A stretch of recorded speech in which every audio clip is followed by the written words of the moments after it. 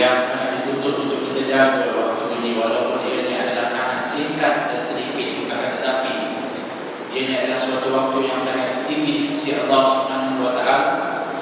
Demikian Allah Subhanahu wa Ta'ala berfirman, "Tatajafa junubuhum 'anil madaji' yad'una rabbahum khawfan wa tama'an wa mimma razaqnahum yunfiqun." Yaitu mereka mengangkat lambung-lambung mereka, bermakna mereka tidak baring, mereka itu tidak tidur. Di waktu apa? Kata mufassirin, iaitu di waktu maghrib, di antara maghrib dan isya. Dikarenakan orang-orang Arab biasanya mereka penat bekerja di waktu siang, akhirnya mereka banyak tidur, dan tidur mereka itu biasanya akan tidur pada waktu maghrib. Ketika Islam datang mengajarkan akan nilai waktu, di antaranya adalah waktu di antara maghrib dan isya, maka Allah Subhanahu wa Ta'ala menyebut akan sifat daripada orang-orang yang banyak menggunakan waktu itu untuk berdoa kepada Allah. Jadi maksudnya yad'una rabbahum khawfan wa tama'an, bukan hanya berdoa, juga berzikir, begitu juga dengan misi, dengan perkara-perkara mengingati kepada Allah Subhanahu wa Ta'ala, yang memanggil jiwa mereka untuk menuju kepada Allah. Walaupun mereka terpaksa mengangkat lambung mereka itu, mereka tidak tidur pada waktu itu, mereka tidak berehat, akan tetapi mereka berisi masa mereka dengan Allah Subhanahu wa Ta'ala. Ini sikap dan sifat yang telah disifatkan oleh Allah Subhanahu wa Ta'ala. Dan di antara kisah yang masyhur di zamannya baginda Rasulullah, ketika mana diperintahkan untuk berpuasa pada pertama kali sebelum ditetapkan akan hukumnya secara mutlak, ketika itu ada di kalangan sahabat yang berpuasa, tetapi tertidur ketika mana sebelum maghrib dan bangun setelah isya. Yang ikut hukum dahulu, iaitu umat-umat dahulu, tak seperti umat Nabi Muhammad. Mereka kalau tak bangun pada waktu maghrib, mereka tak buka pada waktu itu, mereka tak boleh lagi berbuka. Terlepas waktu itu mereka bangun, mereka tak boleh, mereka puasa terus. Sehingga menjadi beban kepada mereka, bukan kepada Nabi. Maka turunlah firman Allah Subhanahu wa Ta'ala memberitahu akan waktu puasa di antara terbitnya matahari ataupun fajar dan terbitnya fajar sehinggalah terbenamnya matahari disebutkan. Nah, demikian yang disebutkan tentang waktu itu. Dan alhamdulillah kita pada waktu ini dipilih oleh Allah untuk kita berada dan melakukan perkara yang begitu istimewa di sisi Allah Subhanahu wa Ta'ala. Qala radhiyallahu anhu nafa'ana Allah bi dzikrihi amin. Perihal i'tikaf. Bab sebelumnya kita telah membahaskan mengenai apa? Mengenai adab-adab Rasulullah sallallahu alaihi wasallam. Kita sebutkan akan betapa halusnya akan apa yang diajarkan oleh baginda Rasulullah. Tak ada orang yang boleh menafikan kasih Nabi kepada kita umat. Senang saja untuk kita pastikan. Kata Salman Al-Farisi, "Allamana Nabi sallallahu alaihi wasallam kulla syai' hatta fi khalaq." Nabi ajarkan kita semua benda sehingga nak buang air pun diajarkan oleh Nabi. Maknanya apa? Nabi sayang semua kepada kita. Orang yang sayang kepada orang itu bukanlah dia hanya berikan pada waktu tertentu, tidak. Tetapi orang yang sayang itu adalah menyelamatkan. Bagaimana? Berikan tips, berikan cara, berikan apa saja supaya dia keluar daripada masalah ataupun dia selamat dari sesuatu musibah. Ini orang yang sayang. Baginda Rasulullah sayang kepada kita, dia ajarkan semua perkara. Bagaimanakah untuk kita mendapatkan ridha Allah Subhanahu wa Ta'ala. Tanda apa? Tanda sayang. Bukan tanda membebankan kita, tapi tanda sayang. Sebab itu Nabi ini kata Sayyidina Aisyah, kalau diberikan dua perkara, Nabi akan pilih yang mudah-mudah. Kenapa Nabi pilih yang mudah? Sebab Nabi itu syar'i. Kalau Nabi pilih yang susah, kita yang susah. Tapi Nabi pilih yang susah-susah. Tapi kalau hal untuk dibaca baginda Rasulullah, sampai bengkak kaki baginda Rasulullah SAW. Tapi kalau dalam hal untuk dia yang menjadi contoh kepada umat dan yang lain daripada itu yang membawa kepada hukum kepada umat, Nabi pilih yang mudah-mudah. Kenapa? Sayang Nabi, supaya kita tak menjadi beban, tak menjadi susah. Subhanallah, Nabi kalau suruh kepada para sahabat, suruh yang mudah-mudah saja. Kita umat ni pun disuruh yang senang-senang saja. Tapi ganjarannya besar-besar. Subhanallah. Dia suruh budak buat sikit, tapi ganjarannya besar, sangat besar. Sekali buat ada yang ganjarannya khairun min dunya wa ma fiha, lebih baik daripada dunia dan seisinya. Ada buat satu perbuatan 27 gandarannya. Ada sedekah daripada 10 sehingga 700 kali ganda.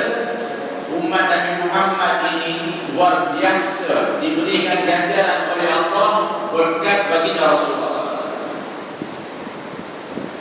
Takkanlah kita tak berterima kasih kepada baginda Rasulullah. Takkanlah kita tak kenal dengan Nabi ini yang telah memberikan dan juga memberi peluang kepada kita seluas-luasnya untuk kita menikmati syurga Allah Subhanahu wa taala. Takkan kita tak mau untuk gembira dan juga mengenal kepada Nabi ini yang mengenalkan kita kepada Allah, baginda Rasulullah sallallahu alaihi wasallam. Demikian juga di dalam syariat ini kalau kita lihat lengkap sempurna. Kita belajar fiqh, kita akan mula ketika itu dengan bab air, dengan bab tahar, semuanya detail. Mana datang ini adakah rekaan para ulama? Jangan keliru ini. Ada orang kadang-kadang dahulu itu fiqh atau mazhab itu semuanya adalah pendapat imam mazhab. Sehingga mereka mengatakan kita tak boleh ikut pendapat mereka, kita kena ikut Al-Quran dan Sunnah. Tolong kena faham bahawa sesuatu alimah imam-imam mazhab itu ketika mana mereka mengistinbatkan hukum yang telah memudahkan kepada kita untuk mengetahui yang mana yang wajib, yang mana yang sunnah, yang mana yang harus, yang mana yang makruh, yang mana yang haram, yang mana yang sahih, yang mana yang salah. Semuanya diambil berdasarkan kepada nas, bersumber daripada Al-Quran dan Sunnah. Semuanya daripada itu. Tak ada yang sebut rekaan dengan akal, fikiran mereka semata-mata, tidak. Nah, ada orang hari ini kadang-kadang dia nak confusekan kita. Dia kata, apa kita ikut mazhab? Kita kena ikut Al-Quran dan Sunnah. Adakah mazhab itu bermakna kita tidak mengikut Al-Quran dan Sunnah? Tidak. Mengikut mazhab bermakna kita juga mengikut Al-Quran dan Sunnah. Tinggal lagi kerana kita ini adalah generasi yang sudah jauh ketinggalan, dan kita pula generasi yang disebut madani, orang yang sibuk bekerja nak menjalani agama ni, tak ada waktu. Kerana tak ada waktu itu, mereka para ulama mengambil inisiatif untuk nak membuat disiplin ilmu. Ada di sana ilmu tafsir, ada namanya ilmu hadis, di sana ada namanya ilmu fiqh, ada ilmu tauhid. Semuanya adalah merupakan rangkuman daripada apa yang diambil daripada wahyu, daripada Al-Quran, daripada hadis. Dipermudahkan kepada kita supaya kita mudah untuk beramal dan melakukan ibadah. Tapi kalau kita baru nak canai ilmu itu, nak istinbat daripada Al-Quran Sunnah, sampai bila kita tak akan dapat. Bahkan kita adalah orang yang tak mampu dan bukan orang yang berhak untuk memahami kepada wahyu Allah Subhanahu wa taala dan sunnah baginda Rasulullah, bukan dengan akal. Tidak. Demikian mereka para ulama mewarisi ilmu itu adalah daripada para salaf sebelumnya, seperti mana Abu Hanifah, Imam Malik, Imam Syafi'i, Ahmad bin Hanbal mengambil daripada siapa? Pada para ulama yang sebelumnya. Mereka masih dekat dengan zaman baginda Rasulullah. Mereka masih cari zaman yang terbaik. Mustahil mereka nak menyalahi daripada apa yang telah pun ada pada zaman baginda Rasulullah. Kalau nak salah daripada zaman Rasul kita, kenapa? Jauh kita ketinggalan turun ke bawah kita. Tak masuk dalam senarai yang disebutkan khairul qurun, termasuk di dalam kurun yang terbaik yang disebutkan oleh baginda Rasulullah sallallahu alaihi wasallam. Demikian Imam Haddad ketika menyusun itu beritahu tentang adab baginda Rasulullah. Dia pun susun, dia beritahu kepada kita semua yang mudah-mudah yang boleh kita buat. Takkan dengan nak baca bismillah dalam setiap perbuatan yang baik pun jadi susah kepada kita. Takkanlah kita ini sampai Nak melangkah dengan kaki kanan pun kita tak boleh nak ikut. Nak masuk tandas, masuk dengan kaki kiri pun tak boleh nak ikut. Jauhnya hati kita dengan Nabi Muhammad SAW. Orang yang sayang kepada Nabi, semua benda dia tanya dulu, macam mana Nabi buatkan. Imam Ahmad bin Hanbal ketika dia nak makan buah temikai pun dia tak jadi makan. Sedangkan dalam riwayat Nabi makan buah temikai. Tapi kenapa dia tak makan? Dia kata, aku tak tahu Nabi makan cara macam mana. Adakah dengan kulit dia ataupun dia jadi potong-potong. Subhanallah, sampai begitu dahsyat di dalam intibak kepada baginda Rasulullah. Dia ditangkap. Ketika mana dia pergi ditangkap kerana perbezaan pendapatnya dengan khalifah pada zaman itu yang berfaham Mu'tazilah. Dia nak ditangkap, pengikut-pengikut dia, anak murid dia sorokkan dia. Tapi selepas 3 hari keluar, orang kata jangan apa ya imam, dia keluar nanti kita tangkap. Dia kata aku malu, aku tak nak. Sebab apa? Sebab Nabi ketika mana di Gua Thawr hanya bersembunyi selama 3 hari. Takkan aku nak sembunyi lebih daripada Nabi Muhammad SAW. Begitu, akhirnya kita tangkap semua. Kena tangkap, bukan tangkap saja, diseksa pula, dipukul. Sehingga ibadahnya yang setiap malam 300 rakaat, kerana dia sakit dan lemah setelah mana dilepaskan, jadi 150 rakaat. Kita kena pukul ke tak? Kita kena seksa ke tak? Ada 300 rakaat, 150. 2 rakaat satu malam pun nak bangun, subhanallah. Ini 300 rakaat setiap malam. Kena pukul, sakit dan tekuk badannya setengah kurang 150 rakaat.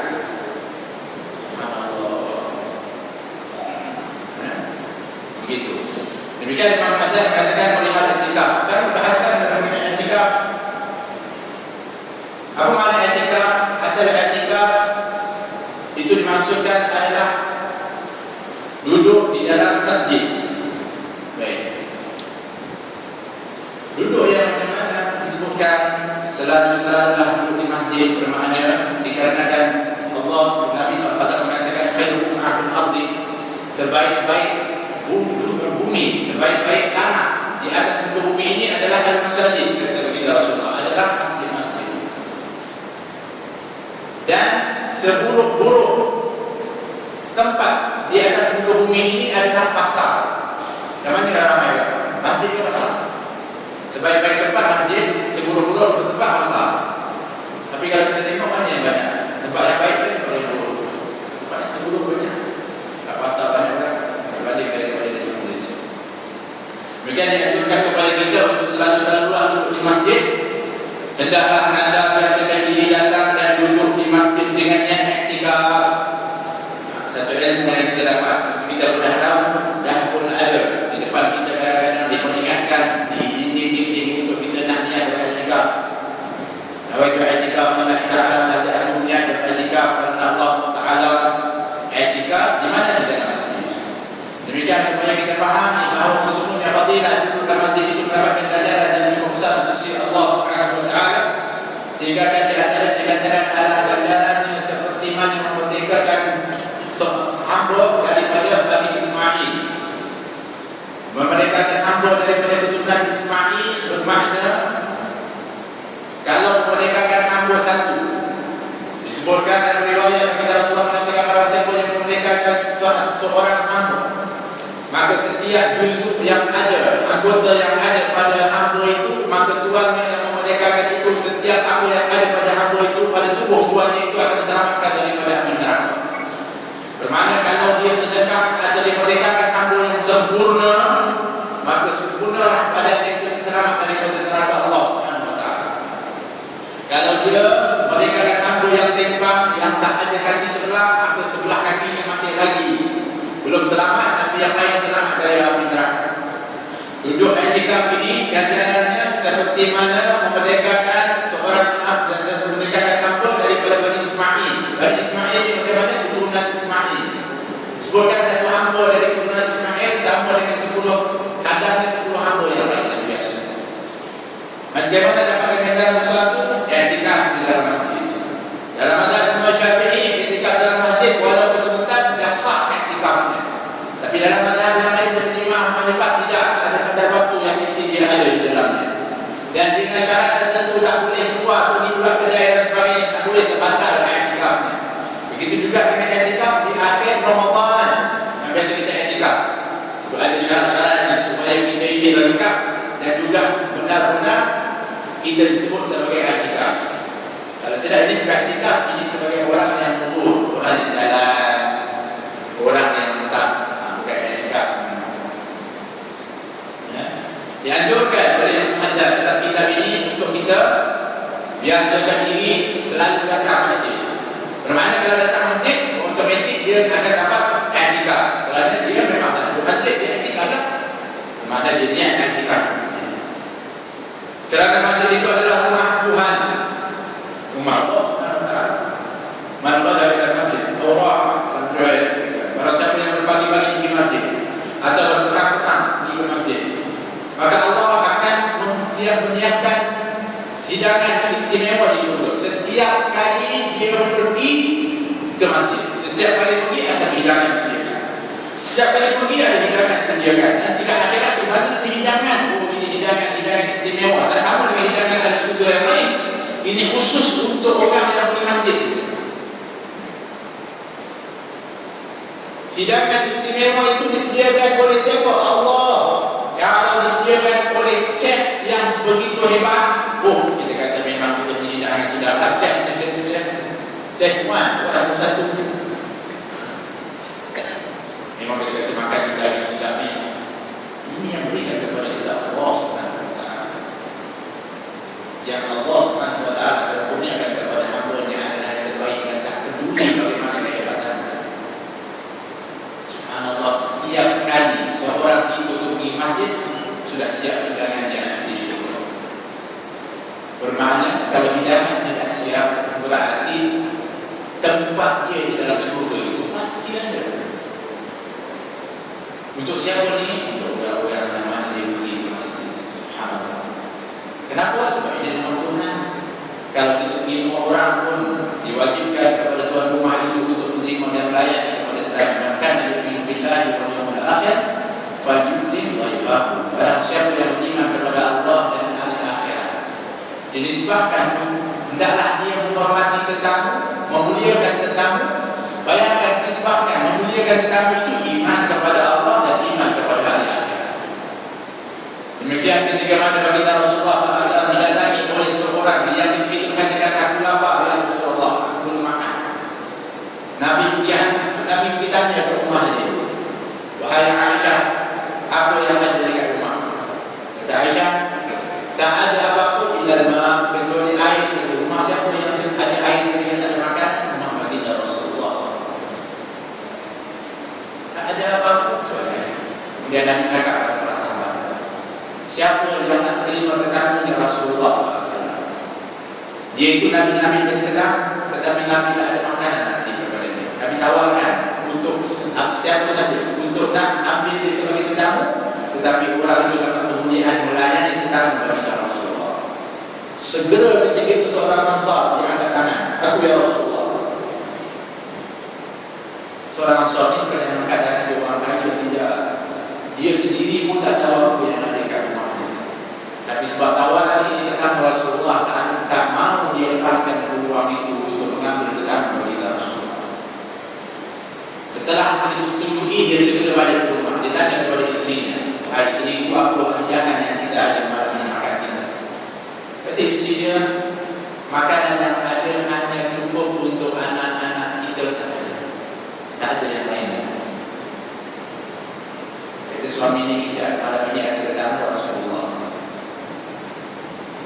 Jadi macam mana kamu tidurkan anak kita awal-awal, jangan bagi makan, kemudian hidangkan. Kita punya lilit yang kecil itu kamu nyalakan. Nanti kalau dia tidur, kamu buat-buat nak baiki, kemudian kamu padam. Supaya apa? Supaya gelap. Subhanallah, ini suami lelaki sungguh nak melayani tetamu dan tetamu Rasulullah. Yang hebat lagi, perempuan tu, siapa isteri dia? Cuba isteri hari ini, mana boleh datang tetamu, anak kita nak makan. Kita belum makan. Sebab kalau isteri bukan isteri, tak isteri sebab lain lah. Kan? Dia yang bakal. Lepas satu lagi, kadang-kadang kita tak ada pun janganlah terima. Hari ini kadang-kadang memang makanan itu menjadi halangan untuk buat kebaikan. Nak buat majlis, semua mesti ada makan. Tak ada makan, tak payah buat. Takut sungguh dia. Begitu sungguh pasal makan. Apa lagi yang lebih teruk daripada itu, berlebihkan adab.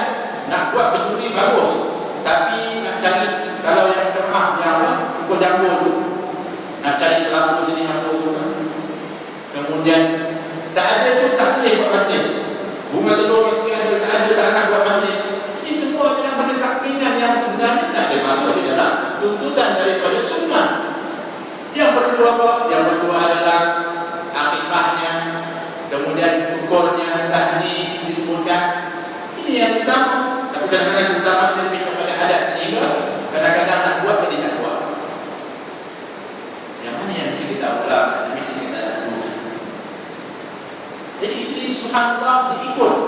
Dia pun teruja dengan nak mendapatkan tamu bagi Rasulullah.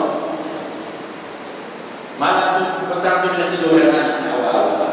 Tetamu datang hidangan dah siap. Duduk, dia pun pergi ke lampu di balik. Gelap. Apa dia boleh buat? Dia pun makan. Tetamu dia makan sungguh puas. Dan dengar dari itu suami dan isteri dia juga turut makan. Tetapi sebenarnya mereka tak makan. Mereka berlakon-lakon makan. Buat bunyi-bunyian, buat macam ambil makanan.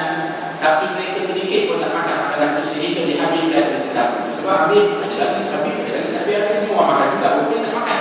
Sehingga kedua-duanya tidur juga dalam kelaparan. Anaknya tidur dalam kelaparan, suami isteri tidur dalam kelaparan. Yang kenyang siapa? Tetamu. Besok dia pergi jumpa dengan baginda Rasulullah SAW, Nabi hukum. Tapi tengok dia Nabi ketawa, Nabi senang. Dia tanya, apa yang kau buat semalam kemudian isterimu? Terkejut dia, aku agaknya kesalahan, aku agaknya. Kenapa ya Rasulullah? Aku kesalahan atau apa yang aku salah buat? Wahid Allah ketawa, disebutkan dalam riwayat. Dalam riwayat lain, Allah gembira dengan apa yang kamu berdua buat. Subhanallah, Allah dah sampaikan kepada baginda Rasulullah akan kemuliaan keistimewaan suami isteri ini. Yang sanggup untuk mendahulukan kepada yang lain dan turunlah firman Allah wa yusiruna ala anfusihim walau kana bihim khasasah. Ini sifat orang-orang Ansar yang mereka ini mendahulukan kepada orang lain walaupun kadang-kadang benda itu mereka memerlukan. Subhanallah. Tetamu siapa? Tetamu Rasulullah.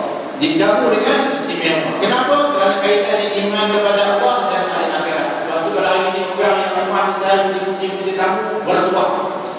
Sebab tetamu ini bawa masuk rahmat Allah, keluar dia bawa dosa kita. Ini sifat para tetamu kalau datang rumah. Sebab itu ada orang yang kadang-kadang dikenal karim, sangat mulia kepada tetamu. Suka betul terima tetamu. Kita pun kadang-kadang suka jadi tetamu.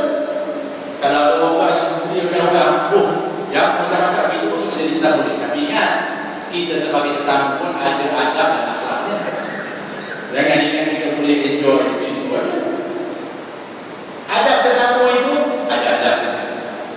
Masuk rumah orang ada adabnya. Walaupun dia kata baiti-baita, rumah ini rumah apa? Rumah aku, rumah kamu lah. Akan kita pergi ke lemari buka, berjaya sebuah. Ini yang tamu ni dulu namanya. Tapi kalau tamu yang baik, dia tak akan banyak yang dia minta. Sehingga disebutkan kalau orang dulu para ulama kalau pergi bertamu dia hanya boleh hanya dulu kali saja, lain dia tak ada. Kalau tanya masalah, sebab orang-orang Arab ini terkenal dengan memuliakan tetamu. Kadang-kadang kita kata, teringin tak minum ini, dia boleh cari syukur walaupun jauh. Sebab dia betul-betul nak muliakan. Dia masih sifat dia seperti itu, memuliakan tetamu. Sehingga dia katakan dua dia tanya kalau pergi rumah orang. Apa dia? Satunya kiblat, yang keduanya air. Kiblat untuk anda yang mana kita tak solat, air untuk kita nak wudhu. Subhanallah, kita tanya banyak macam itu. Subhanallah. Jadi dan juga ada waktu bertamu ini 3 hari saja. Sebenarnya kalau kita sebagai kita tahu ada waktu 3 hari. Kalau lebih itu maknanya kalau dia kurang daripada itu, maknanya memang sebenarnya sudah sampai kepada limitnya.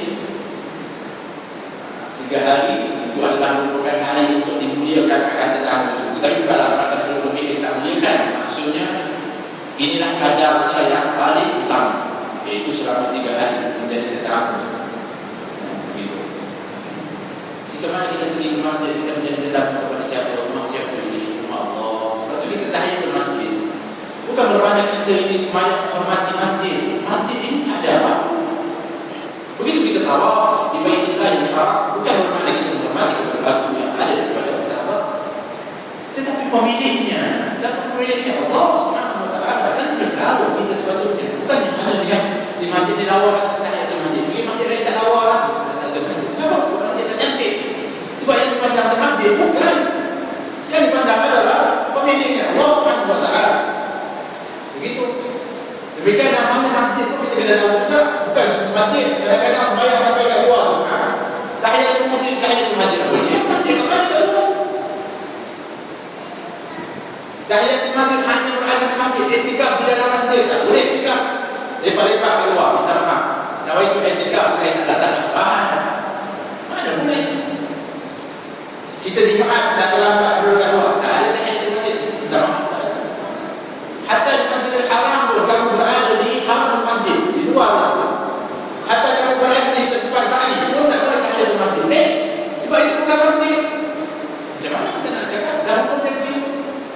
Kalau itu masjid dah lama dah orang-orang berhubungan haid, tak boleh masuk ke masjid.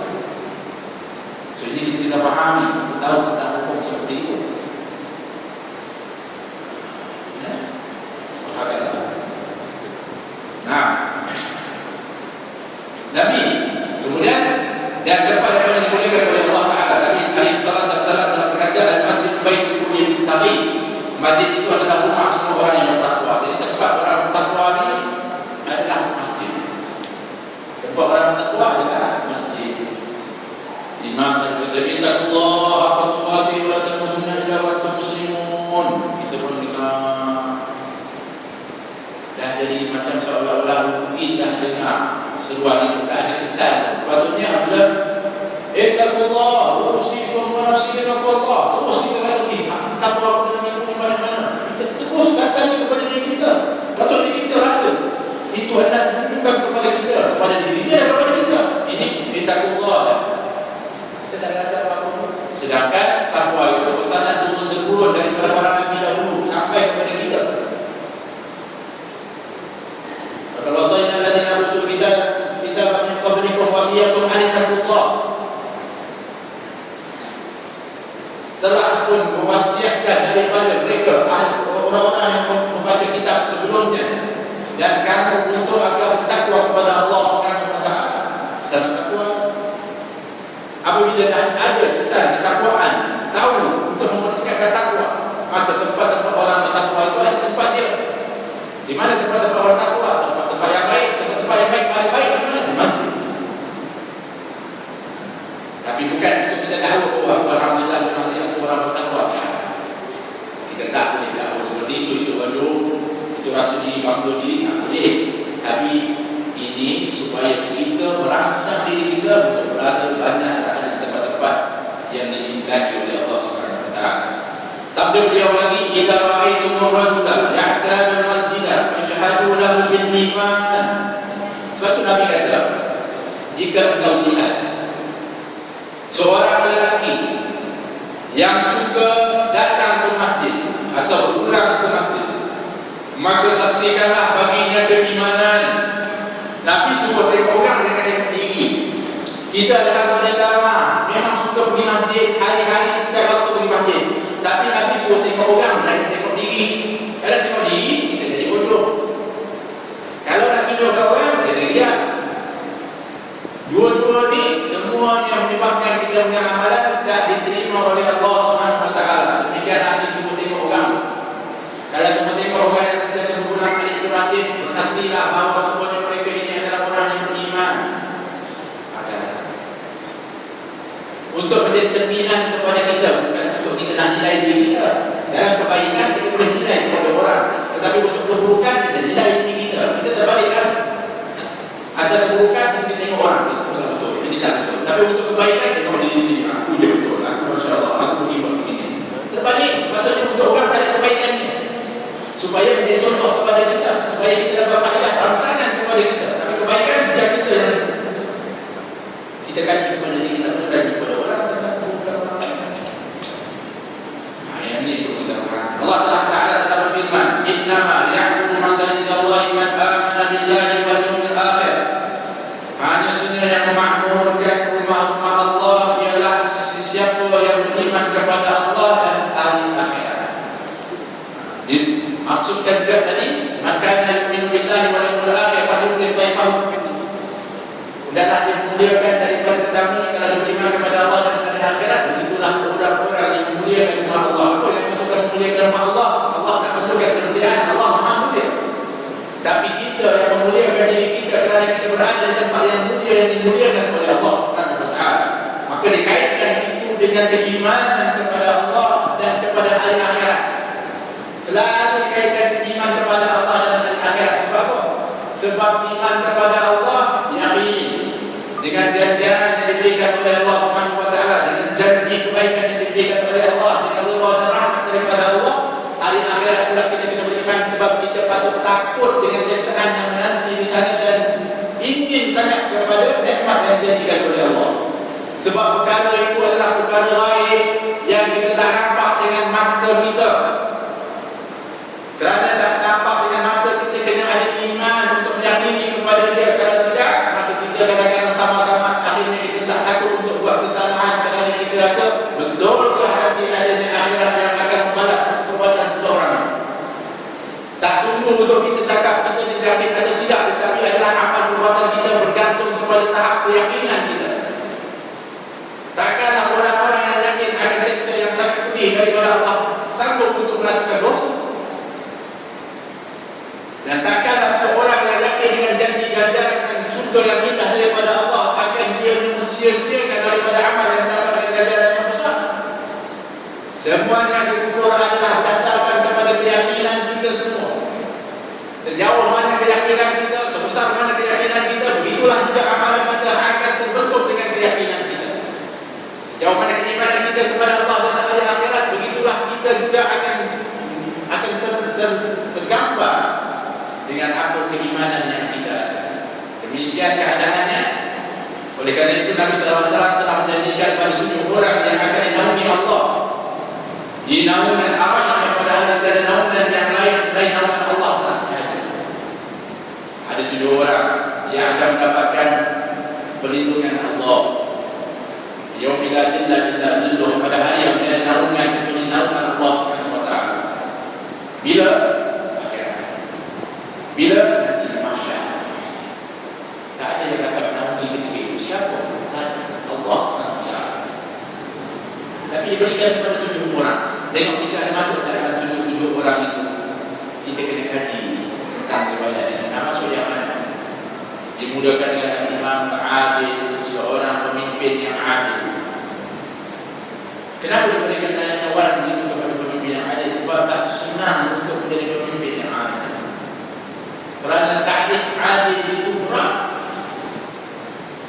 Tengok pada bagaimana Sayyidina Umar Abdul Aziz yang dalam untuk nak menjadi adil, sehingga perbuatan-perbuatannya itu kita tak boleh untuk disangka. Hatta lalu di depannya orang yang bawa minyak wangi, hak milik Baitul Mal, dia tutup hidung. Orang kata, wahai Amirul Mukminin, kalau tahu itu pergi kepada kamu, dia tak luak pun minyak wangi itu. Baru je, bukan luak pun minyak wangi, tak luak pun. Dia mengatakan minyak wangi ini apa dia tujuan dia, manfaat dia apa? Wangi. Oleh kerana itu mengambil manfaat dia juga, mengambil hak daripada Baitul Mal. Subhanallah. Begitu.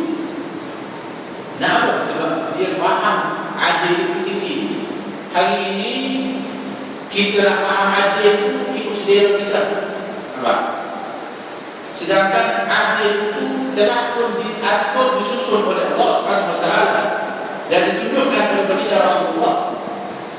Demikian yang apa yang berlaku di atas muka bumi Allah ini adalah keadilan Allah Subhanahu Wa Taala.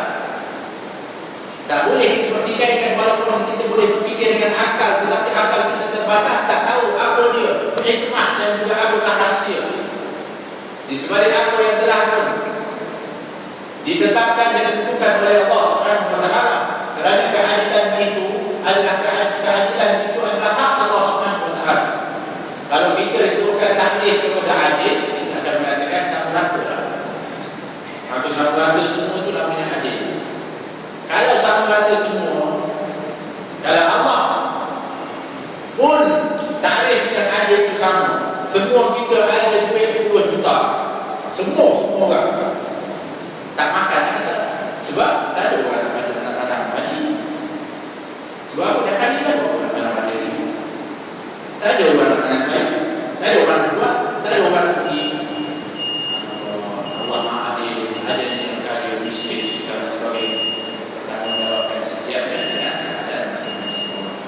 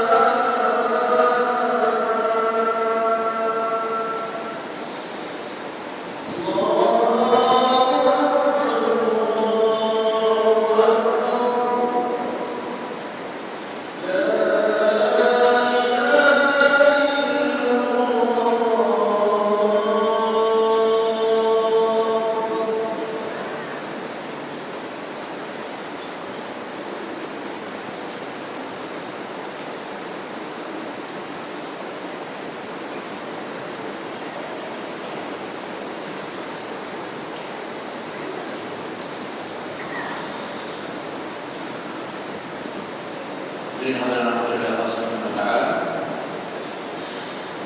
Jadi ada 7 orang ini. Salah satu daripadanya kita beritahu Rasulullah untuk ringkaskan adalah seorang lelaki yang hatinya qalbuhu mu'allaqun, hatinya itu terikat atau bergantung kepada masjid. Apabila dia keluar daripadanya, segera dia akan kembali kepada dia lagi. Hatinya itu terikat betul dengan masjid. Dia keluar ke masjid pun dia rindu nak pergi masjid lagi. Tunggu-tunggu azan. Bila nak azan nak pergi masjid. Itu sikap orang-orang yang akan dapat daripada naungan Allah pada hari yang tiada naungan kecuali naungan Allah. Tapi ada juga pula kalau azan pula ada juga dia ada beza.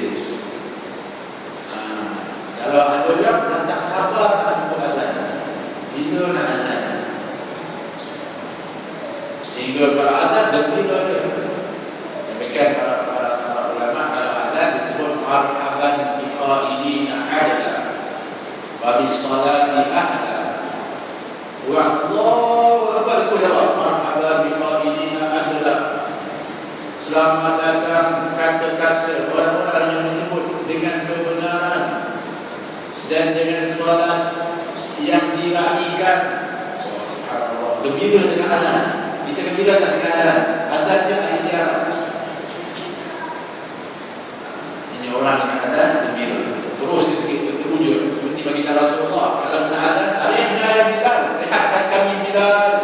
Dengan azan tu Bilal, ketika azan itu adalah rehat, solat itu adalah rehat kepada baginda Rasulullah. Kita solat itu rehat itu benar. Saya rehat kita buat banyak-banyak kali rehat. Tapi kalau benar, sedikit itu sebab benar. Nabi tak solat dia rehat.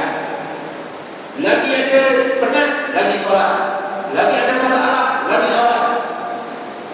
Kenapa? Sebab solat itu membawa ketenangan dan rehat. Sebab betul kan kerana solat itu hanya ingat kepada Allah, lupakan kepada segala-galanya. Yang kita jadi penat solat sebab kita solat, memang kita bawa segala-galanya ke dalam solat. Bahkan masa solat itu lebih dahsyat pula kita bawa, lebih lagi kita fikir dalam solat. Masalah semua kita ukaikan kalau boleh ke dalam solat. Orang perempuan nak masak menu dia, rekod darah pun dalam solat juga.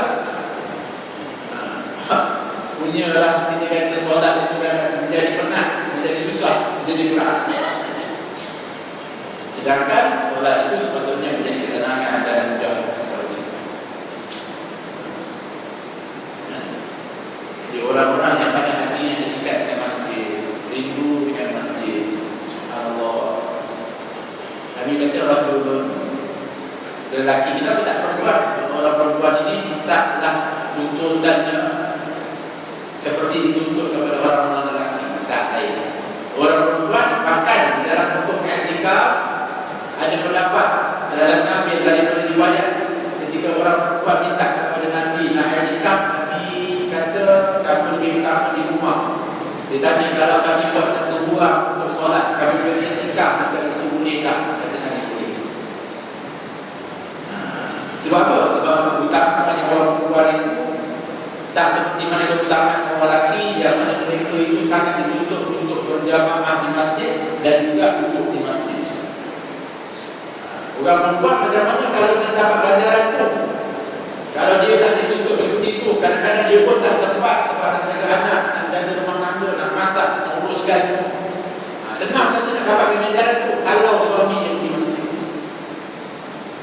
Suami dia pergi masjid, dia dapat ganjaran. Suami dia faham solat ke masjid, isteri yang suruh suami dia redha suami dia pergi masjid itu dapat ganjaran yang sama. Suami dia i'tikaf kat masjid dapat ganjaran yang sama. Tapi kalau suami dia i'tikaf kat kedai mamak, dia tak dapat dosa. Hanya dapat pahala dia dapat. Tapi niat dia untuk suruh suami dia pergi masjid dan i'tikaf dapat pahala dah. Tapi tak tahu suami dia pergi lencong pergi kat kedai mamak, itu nasib lah. Itu suami dia sendiri lah yang dapat. Tapi yang isteri dapat. Sebab tu kalau isteri nak suruh dapat banyak pahala free macam ini, banyakkan galakkan suami untuk pergi ke masjid, pergi majlis ilmu, pergi tempat-tempat yang baik. Dia dapat pahala walaupun dia tak buat. Ini istimewanya orang perempuan yang dimuliakan oleh Islam, sehingga kadang-kadang diberikan kepada mereka, hatta mereka nak puasa pun, mereka kalau puasa sunnah pun kena minta izin kepada suami. Apa begitu? Bermakna kalau nak sendiri dia minta, abang, besok saya nak puasa sunnah boleh tak? Tak boleh. Alhamdulillah. Kenapa tak alhamdulillah? Sebab dia perlu pahala. Satu, dia dah niat nak puasa dapat pahala. Kedua, dia tak suami. Kita orang lagi boleh minta suami sendiri untuk puasa besok. Tak payah. Kita minta tak apa-apa. Itulah keuntungan orang-orang perempuan ni. Sebab kadang-kadang ada orang lagi yang jadi perempuan. Akan tetapi ketika anda duduk di masjid itu, hendaklah menjaga adabnya dan memberikan sepenuh kehormatan kepadanya. Tetapi etika juga, tetapi kena ada adab. Saya sebutkan tadi dalam mazhab Syafi'i dan juga kebanyakan jumhur ulama mengatakan etika itu mesti di masjid. Kemudian ada waktunya minimal, tak ada had. Hatta 1 jam pun cukup ataupun lebih, yang kurang daripada itu pun sebentar pun dia etika. Tapi kalau dalam mazhab yang lain, Imam Hanifah mengatakan, Imam Malik mengatakan 1 hari sekurang-kurangnya baru dinamakan etikaf. Itu berbeza pendapat disebutkan, tapi jumhur mengatakan seperti sekejap pun dia etikaf, kalau kita ada etikaf. Tapi dia tidak ada, bukan bermakna boleh nak berguling-guling kita dalam masjid apa pahala. Nak buat nak tentu arah dalam masjid apa pahala. Jadi dulu dia ada adab-adab dan dia punya cara. Kenapa? Sebab ini rumah Allah, tempat yang mesti dimuliakan. Arabi masuk di dalam masjid bagi Rasulullah. Nabi duduk dengan para sahabat. Dia buat apa? Dia pergi kecil. Para sahabat faham ketika ini rumah Allah, tempat yang dimuliakan. Tak boleh untuk nak buat benda-benda yang kotor ataupun yang tak baik.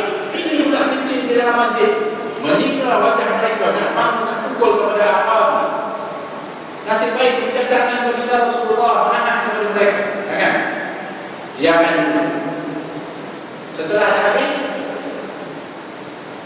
Nabi mengatakan sabu alaihi ma, tuangkan air ke atasnya, siramkan. Selesai akan hilang najis. Dipanggil kepada Rasulullah kepada Arabi. Muka Nabi ketika mana dia panggil manis wajah bagi Rasul, senyum melihat kepada Arabi. Apabila tengok Nabi makin dekat kepada Rasulullah, mengatakan sesungguhnya tempat ini tidak boleh untuk dilakukan perkara yang kotor, tak boleh kencing, tak boleh buang air besar, dan tak boleh untuk buat perkara yang tak baik. Tempat ini adalah untuk solat, untuk zikir, untuk kita membesarkan Allah. Cakap baik semua. Sehingga Arabi ini Arabi orang Badui, orang yang dia lurus-lurus begitu. Dia lihat ketika itu wajah para sahabat macam singa, marah atau merah. Nabi wajahnya manis, teguh dengan cantik. Dia mengatakan, Allah ampunkan aku dan Muhammad, jangan ampunkan yang lain-lain. Subhanallah, sebab akhlak Nabi. Nabi ini bijak. Kalaulah sekiranya sahabat bangun pergi nak pukul kepada Arabi ketika kencing, bukan nak siram satu tempat tu, banyak tempat tu. Untuk lari rata-rata dalam masjid ni sambil kencing kan? Jenuh nak kena pusing kan? Tapi Nabi bijak dia habis satu tempat sana. Bijaknya bagi Rasulullah. Jauh dia pemikiran dari Rasulullah. Kalau kita memang dah, kita akan kejar dah. Belum habis dia lagi, kita dah nak. Ini bagi Rasulullah SAW. Tapi maknanya pekerjaan itu tak betul lah. Tak boleh lah. Tak boleh lah tidak. Ada yang buang air dan sebagainya. Kan hukum membuang air dalam masjid itu tak boleh. Walaupun dalam bekas. Di dalam masjid dalam bekas. Kita pun bawa dia dalam bekas pun apa. Bukan bermakna sebab nak menjaga kebersihan tempat itu. Di dalam masjid itu tak boleh kita buang air. Itu dia maksudkan. Kalau terbuang air itu lain lagi. Ini sengaja. Meninggalkan cerita-cerita yang tidak wajar. Apa lagi cara penghormatan daripada masjid ini? Tak boleh kita dalam masjid cerita yang bukan. Ceritanya mesti cerita adalah cerita iman. Ceritanya adalah besarkan Allah. Ceritanya akhirat. Ini cerita bisnes dalam masjid. Cerita duniawi. Apa lagi cerita lawak pula. Cerita kita tengok ada lawak semalam dalam masjid. La haula wala quwwata illa billah. Macam mana? Tempat ini. Apatah lagi yang dilarang serta yang dihukumkan haram, apalagi benda yang haram, cerita benda-benda bid'ah, cakap perkara yang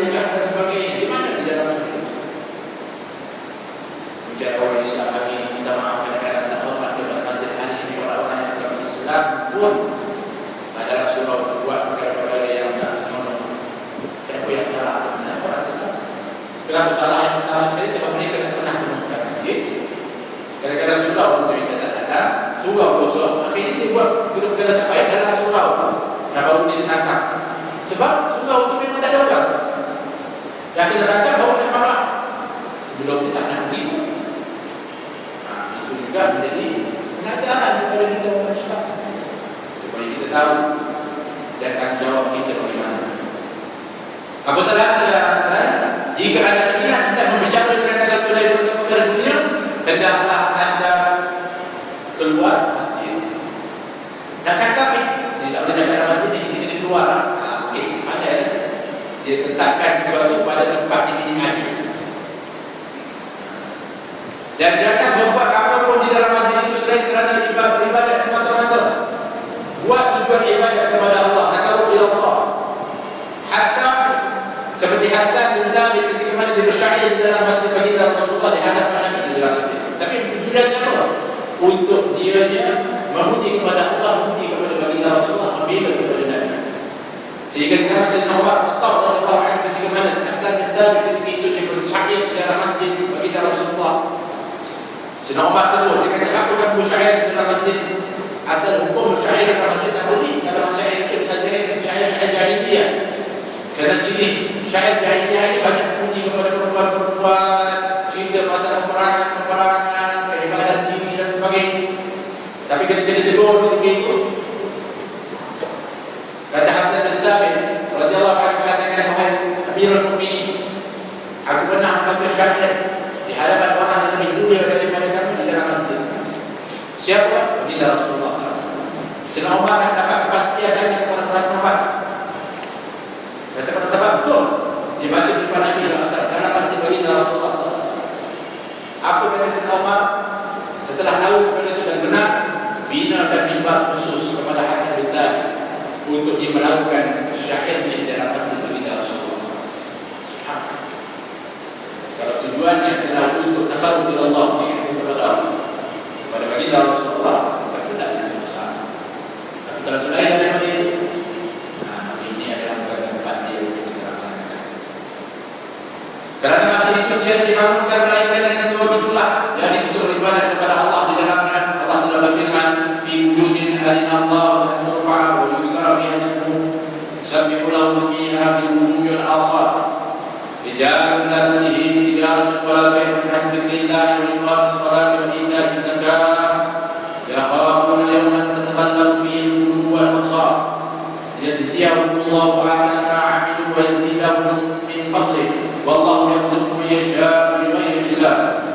Di dalam rumah Allah yang diizinkan Allah untuk dimuliakan dan disebut di dalamnya namanya, tempat bertasbih mensucikan Allah di dalamnya di waktu pagi dan petang. Itu tujuannya. Itu dalam firman yang lain, wa man azlam mimman mana'a masajid Allah an yuzkara fiha ismuhu wa sa'a fi kharabiha. Siapa yang lebih zalim dan lebih jahat daripada orang-orang yang melarang, halang untuk dilakukan, dihidupkan zikir kepada Allah dalam rumah Allah Subhanahu wa taala dan berjalan untuk menggunakan adalah untuk meruntuhkan kepada masjid. Senang kalau Allah pada zaman ketika berada Amirul Mukminin, ketika waktu haid, waktu lahir, dia masuk masjid daripada rumahnya bersama dengan para sahabat. Dia melihat ketika itu para tabi'in, orang-orang yang setelah itu mereka mendirikan solat tahiyat masjid. Solat sunat sementara tunggu kepada untuk solat hari raya. Perbuatan yang tidak pernah dibuat di zaman baginda Rasulullah. Nabi SAW buat terus ketika itu, duduk dan juga bertakbir. Kerana pada waktu itu tuntutan yang paling utama adalah takbir membesarkan kepada Allah Subhanahu wa taala. Tapi ketika para sahabat mengatakan, wahai Amirul Mukminin Sayyidina Ali, mereka buat perkara-perkara yang Nabi tak buat seperti ini. Tengok kebijaksanaan Sayyidina Ali yang lebih jauh pandangannya, supaya dia tak mudah ketika itu nak menghalang dan juga melarang. Dia mengatakan, apa yang mereka buat itu adalah ibadah dan zikrullah. Kalau aku menghalang, aku bimbang, aku akan masuk di dalam firman Allah yang mengatakan, wa man azlamu mimman mana'a masajid Allah an yuzkara fiha ismuhu wa sa'a fi kharabiha. Bimbang masuk cara yang dialah mereka buat apa seperti perbuatan sunnah. Walaupun waktu itu adalah waktu yang sebenarnya dibuat oleh Rasulullah. Ini orang yang jauh jauh dan lapar dalam fikirkan perkara-perkara itu, supaya tak sempit ketika itu semuanya tak boleh dan sebagainya. Kemudian rijalun la tulihim tijaratan wala bai'un an dzikrillah. Mereka orang-orang lelaki, rijal betul. Kalau itu kan bahasa rijal lelaki. Tapi sebenarnya ada juga yang namanya rajulah atau kelelakian atau kejantanan itu. Ada yang kadang-kadang tak ada pada lelaki, ada pada orang perempuan. Bukan jantan itu maknanya, kita maaf, jantan yang kita faham jenisnya, tapi kita ada kepahlawanan. Ada juga orang perempuan dipanggil rijal. Kenapa? Dia ada kejantanan, dia ada kepahlawanan. Ada orang lagi yang tak ada kejantanan ataupun kepahlawanan walaupun disebut rijal, walaupun dia itu rajulun lelaki, tapi dia tidak rijal. Orang yang betul-betul hebat, rijal, itu adalah orang-orang yang tak terlalaikan akan mereka oleh perniagaan dan jual beli. Subhanallah. Sehingga dalam tafsir dikatakan yang maksudkan tak terlalaikan, iaitu orang yang istiqamah pergi lima waktu berjamaah ke masjid, dia dikira orang yang tak lalai dengan perniagaan atau jual beli. Walaupun dia berniaga, walaupun dia jual beli, sebab kita ni tak kira lagi daripada jual beli, tapi nak keluar daripada senarai kelalaian kepada Allah, iaitu kita jaga solat lima waktu kita di masjid. Subhanallah. Cukup tak itu pun, dan dikira sebuah senarai daripada kelalaian. Kalau ikutkan lalai, memang bila kita lalai, lepas solat pun kita lalai, tapi sehari kita solat lima waktu jaga pun dikirakan orang dan hidup dalam masjid, duduk selalu banyak di masjid, itu pun dari diri seluar sekarang kita daripada lalai kepada Allah. Dan orang-orang yang mendirikan salat dan melaksanakan zakat, mereka itu, kalau maknanya ini juga di antara disebutkan, salah satu dalam tafsir disebutkan adalah merupakan natijah keputusan.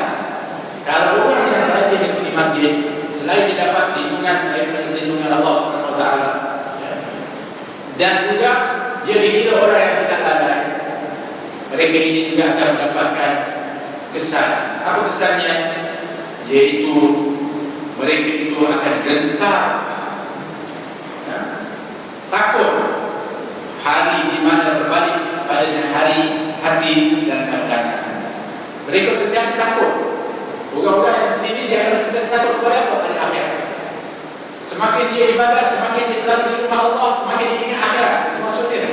Bermakna orang yang rajin di masjid, duduk di tikaf, dia akan makin ingat kepada Allah Subhanahu Wa Taala. Makin ingat kepada Allah, makin takut terbuat dan kekal abadi. Tapi kalau takut butuh dunia, duduk ke masjid, masih ingat dunia, takut hilang di dunia, takut miskin, takut kalau kita duduk masjid dan berlaku nanti akunya harta, akunya perniagaan rosak, pergi jemaah nanti tak ada masa, pelanggan ramai. Sedangkan orang di masjid ni, dia akan ingat akhirat, akhirnya makin takut nanti. Sebab hari akhirat itu juga dinamakan, disebutkan pada hari yang mana Allah Subhanahu Wa Taala akan membolak-balikkan hati dan pemandangan.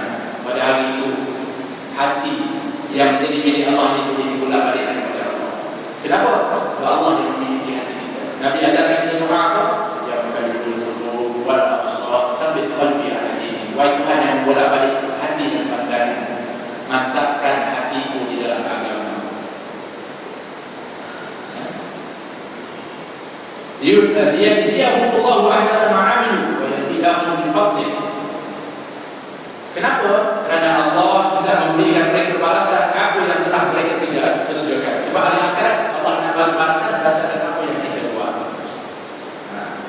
Dan menambah lagi dari kurniaannya. Jadi orang-orang yang selalu pergi masjid, kemudian semakin makin ingat kepada Allah, dirikan solat, menunaikan zakat, takut ketika itu, Allah tandanya Allah nak beri ganjaran kepada dia. Dan Allah memberi rezeki kepada siapa yang disukainya tanpa perhitungan. Allah betul firman-Nya itu jika mengatakan wallahu yarzuqu man yasha'u bighairi hisab, dan Allah memberikan rezeki kepada siapa pun tanpa perhitungan. Berapa banyak pun Allah beri. Kerana tak mau kita ini hamba Allah yang selalu beralasan masjid, kalau solat, kalau ibadah, kita akan sedikit rezeki. Kalau pergi jemaah nanti, saya punya perniagaan macam mana? Kalau saya solat macam mana? Kalau saya banyak ibadah macam mana? Saya punya rezeki siapa yang beri saya makan? Selalu dipertikaikan yang seperti ini. Sedangkan Allah jangan yang memberi rezeki Allah, yang kita sembah, yang kita minta, yang kita solat itu kepada Allah. Ar-Razzaq Dzul Quwwatil Matin. Inna Allah Ar-Razzaq Dzul Quwwatil Matin. Sesungguhnya Allah itu Maha Pemberi rezeki. Dzul Quwwatil Matin, yang Maha gagah dan Maha hebat kerajaannya. Bermakna apa yang dimaksudkan ayat itu? Bermakna rezeki kalau Allah nak beri, Allah Maha gagah. Kalau kamu tak nak pun Allah tak bagi. Tanah Allah gagah, Allah boleh beri. Atau kalau kamu nak pun hebat usaha kamu, usaha masya-Allah lah, seluruh orang turun, Allah lebih gagah. Allah Maha gagah untuk tak bagi kepada kamu. Ini yang kita bimbang di kampung. Sampai kita tinggal daripada ibadah kita untuk mendapatkan daripada ganjaran pada tempat yang sepatutnya kita nanti-nantikan di akhirat. Di dunia ini kita akan musnah. Wa imma dia akan meninggalkan kita atau kita akan meninggalkan kepada dunia. Tapi di sana kalau sudah sampai kepada ajal, kata ada jalan kembali lagi. Maka bila kita nak ambil perhatian sekarang, sebab itu dalam anjuran yang disebutkan dalam kitab ini, banyak-banyak dekatkan diri kita dengan Allah Subhanahu Wa Taala. Etika bukan bermakna kita duduk selama-lamanya di dalam hati sampai kita tak jadi rezeki, tak ada apa-apa, sehingga membebankan kepada orang, itu salah faham. Tapi maksudnya banyakkan. Kalau boleh yang selima waktu itu di sini.